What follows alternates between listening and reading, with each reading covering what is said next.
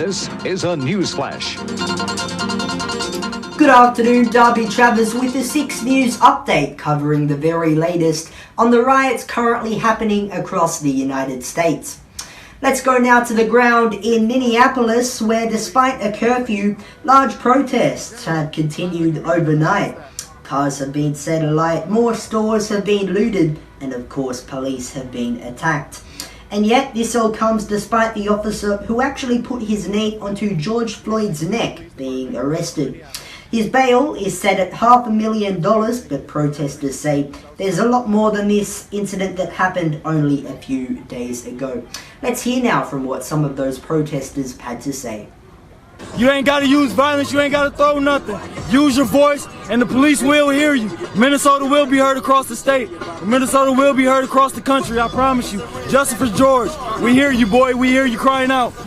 Thank you everyone for coming out to this beautiful protest. Hey, hey, ho, ho, these racist cops has got to go. Hey, hey, ho, ho, these racist cops has got to go. Hey, hey, ho, ho, these racist cops has got to go. Hey, hey, ho, ho, these racist cops has got to go. And there's also concern about authorities targeting journalists. Reporters have been fired at by riot police. Some of them have been hit by rubber bulletins, and a CNN correspondent was actually arrested live on air. Take a look. I'm sorry? You're under arrest. Okay. Do you mind telling me whoa. why I'm under arrest, sir? Why am I under arrest, sir? Officer's with CNN and he's on the air right now. That is an American television reporter, Omar Jimenez, being led away by police officers. He clearly identified himself as a reporter. He was respectfully explaining to the state police that our CNN team was there and moving away as they would request.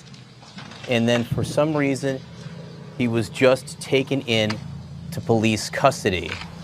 Shocking scenes there, and many people have blamed the President Donald Trump for this, saying the media are fake news and are the enemy of people.